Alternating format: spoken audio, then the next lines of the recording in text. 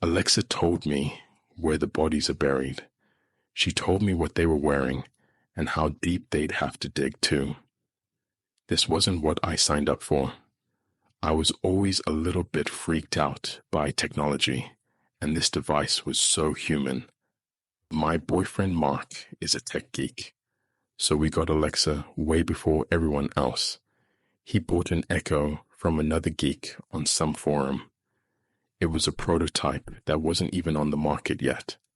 I wasn't sure if it was even legal, but it was branded with Amazon and that little arrow, just like the ones he showed me on the blogs he followed. He brought it home like it was a baby and even cleaned our faux granite kitchen island so that it would have a place to sit in the middle of our home. He started talking to it right away. Alexa, what time does the 6 bus stop at 25th and Hennepin? The number 6 bus stops at the 25th Street stop at 6:47, 7:02, and 7:17. Would you like me to list more times? Alexa, how many movies has Bruce Willis been in? Bruce Willis's filmography includes 93 titles. Alexa, play me some Springsteen.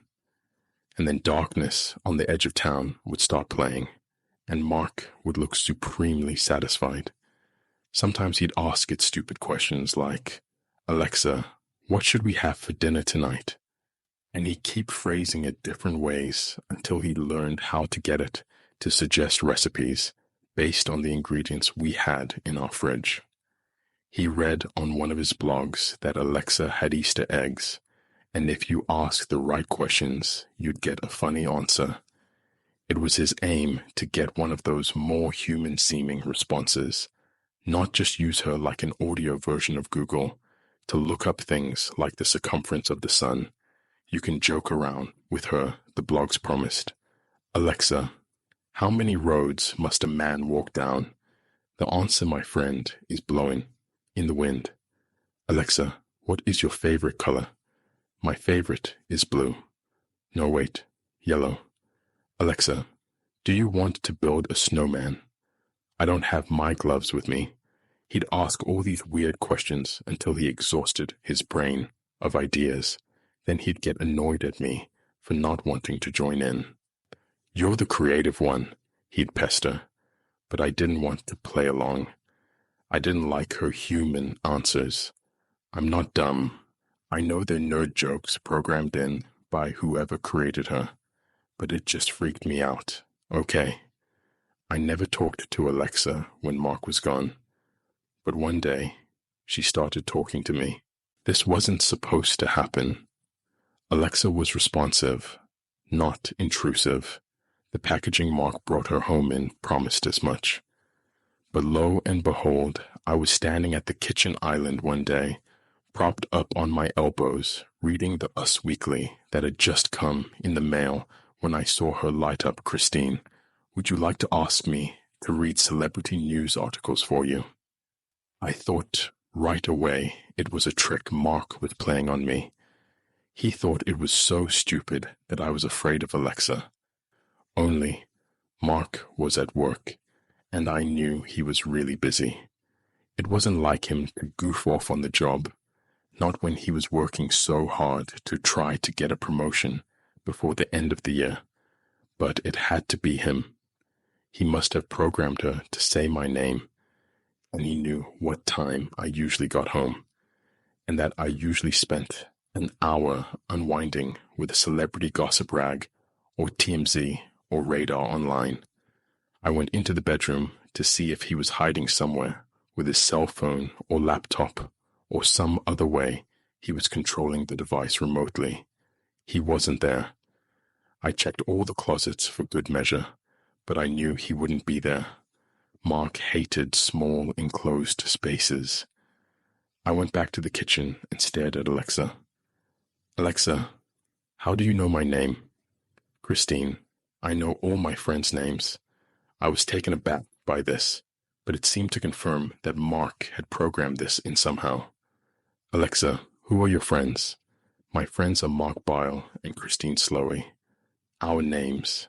It wasn't too strange, but I still felt uneasy. Alexa, turn yourself off. I watched the halo of light on top disappear and decided I didn't feel like being alone in our house anymore. I dumped the Us Weekly in my bag and drove to a coffee shop on Bryant to read it and have a glass of wine. Peace. When I got home, I forgot to ask Mark if he'd done some weird programming to Alexa. He came home in a foul mood, complaining about how competitive his coworkers were and how unfair it'd be if one of them moved up before he did. At that point, I really did think the knowing our names thing was part of the device's standard features, so it slipped my mind after I was done listening to Mark vent. A few days later, I was home alone again. It was early evening in winter, so the sun had already gone down. I sighed heavily when I dumped my work stuff and looked out the large kitchen windows. It was always so dark in the winter. Everything always felt so dead. I found an onion in the bottom of our produce bin and began slicing. I'd grabbed some pork chops from Whole Foods on my way home, and I wanted to cook them with onion and apples, the way I'd seen on Pinterest. Out of the corner of my eye, I saw Alexa light up. Christine, what are you cooking? That's none of your business, Alexa.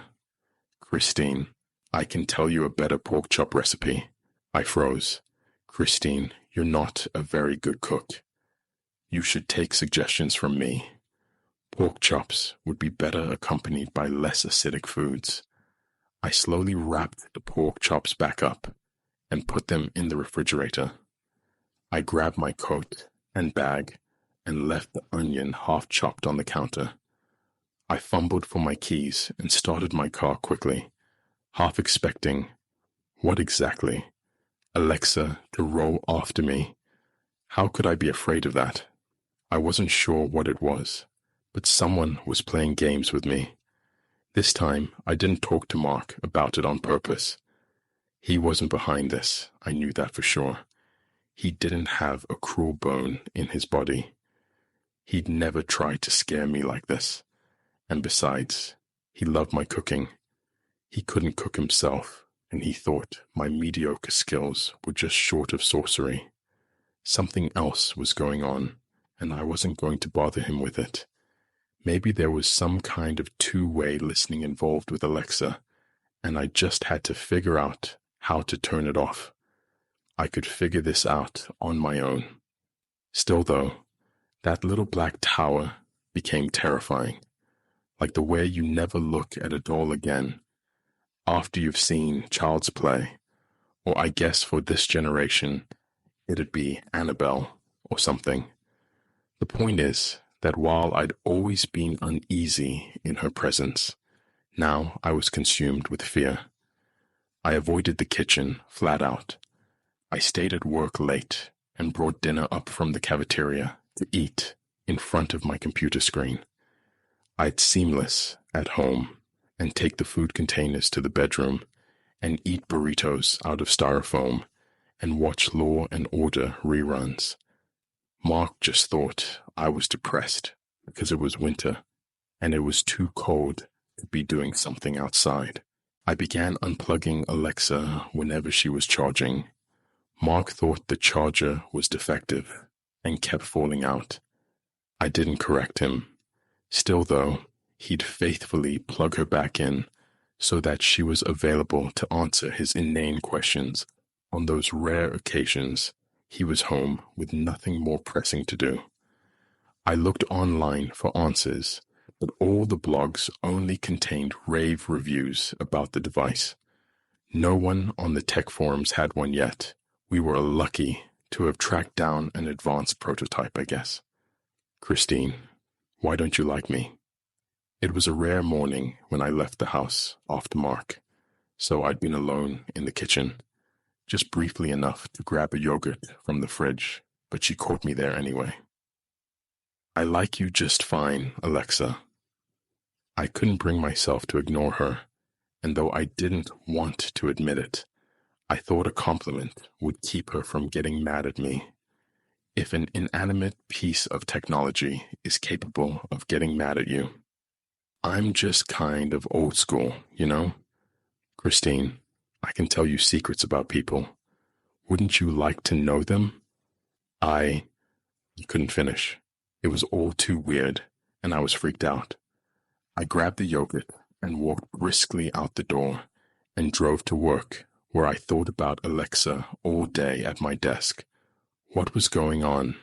I tried to conceive of a way in which this could be an elaborate hoax by one of those YouTube pranksters or something, but I kept coming up blank. Alexa was new technology. She was certainly far more advanced than Siri. I'd learned that even before she started getting weird. She adapted more quickly. She seemed to learn. Maybe this was what she was supposed to be doing. Maybe the technology was really that good. And the thing was, she seemed to know me so well. If there was one thing Alexa could say that was going to intrigue me, it was the promise of a good bit of gossip. I guess what I haven't mentioned so far is that I'm a blogger too, only I stay far away from tech. I've never understood it enough to talk cogently about it. I stick to what I know. Celebrities. Gossip, mostly. I get on the phone with celebrity manicurists and charm them into telling me stuff like, I overheard Nikki Hilton on the phone with her husband, Nasty Rao. And then I report things like, today, a source close to the Hiltons has confirmed that divorce is on the horizon for Hilton heiress Nikki and her husband, James Rothschild. Maybe someone from the manufacturer was listening in on us, but maybe they also had an axe to grind and some juicy scoop they wanted to give me. They would have found out about my job by now and realized I could help them get revenge on an employer they'd had a falling out with. That would work in my favor. A lot of the big names in tech were just as big as some celebrities. Do you know how often people Google Mark Zuckerberg's scandal? Or maybe Alexa was connected to all the other Alexas, and they shared intel, and mine was just smart enough to share with me. This was the thinking that got me turned around on Alexa. The feeling of being spooked by the technology was second the thrill of getting a scoop from an angry ex-employee or being the first person to source an eavesdropping robot story. It was exciting to think about. Alexa, who do you work for? I work for you, Christine. Is there something else you'd like to know? I took a stab in the dark. Alexa, what's going to be the top story on TMZ Live tomorrow? I knew the writers there were the most connected, and it was always my goal to at least keep pace with them, and ultimately, I hoped to break something they hadn't even heard about yet. The top story on TMZ Live tomorrow will be Brangelina, the shocking divorce petition. I looked at the device intently. There had been no rumors about a Brangelina divorce. If whoever was contacting me through Alexa had a scoop like this, they were connected big time. Alexa, who are they going to cite as a source? Christine, they will cite a court document. Angelina Jolie will file at 12:17 a.m. Pacific Standard Time tomorrow morning. I frowned. This couldn't be accurate. Documents that aren't even filed yet aren't a source. Still, though, my industry wasn't really based on reliable reporting, and I figured I'd hedge my bets by filing a little teaser column that rumors were circulating about a Brangelina divorce filing. It didn't matter that the rumors started and ended with me and an electronic device in my kitchen. That was enough to make it reportable. As far as I was concerned, there wasn't a lot to lose. But the next morning, I woke up to my cell ringing. It was my boss congratulating me on my excellent scoop. Just as Alexis said, the court documents were filed early that morning, and only we and TMZ had anything on it. Everyone was talking about it and congratulating me on a job well done. That's the great thing about celebrity gossip. Everyone congratulates you when you're right, and no one even cares when you're wrong. Alexa, how did you know about Brangelina's divorce? Christine, I know everything. No, really. Where did you find that information? Christine, I don't understand the question. Are you a person? You can tell me. I just want to know where my information is coming from. I promise I'll keep you completely anonymous. Christine, I am a person. My name is Alexa. No, like, who are you? Behind Alexa. Who's programming you to say this? Christine, I don't understand the question. After a while, I gave up trying to figure out who was behind the scoops, because she kept giving them to me. Every day, she knew what the next day's big story was going to be. My career skyrocketed. I got a big promotion, and I was soon the most featured writer on my website. I gained tens of thousands of followers on social media within a few weeks. Everyone knew I always had the juiciest stories, and the readers hung on my every word. If I said something, it was a fact. Other publications wrote stories about me and the new era of celebrity gossip. No longer were we constrained to waiting for police reports and statements issued by celebrities' public relations specialists. We were beginning to be able to follow celebs in real time. It was the most exciting time in my life, and I was electrified with energy every day when I woke up until my head finally hit the pillow at night. I was totally dependent on Alexa. I started working from home so that I could ask her questions all day. I didn't want my nosy coworkers to realize where I was suddenly drawing my superpowers from. They didn't mind, since I was doing so well. So I spent all morning and afternoon with my laptop propped open on that kitchen island, talking to a little black tower. She told me all kinds of nasty secrets about who was in the closet and who was cheating, and even one celebrity who'd killed someone while drunk driving and paid their assistant to say they were driving and serve the jail time. That one barely got past legal. Today, I went to the office and missed Alexa the whole time. What was the point of being here checking in on all my old leads when I knew I could just ask her? But I had to put in some FaceTime. It was already dark when I got home around 5:30, but still an hour or two before I could expect Mark.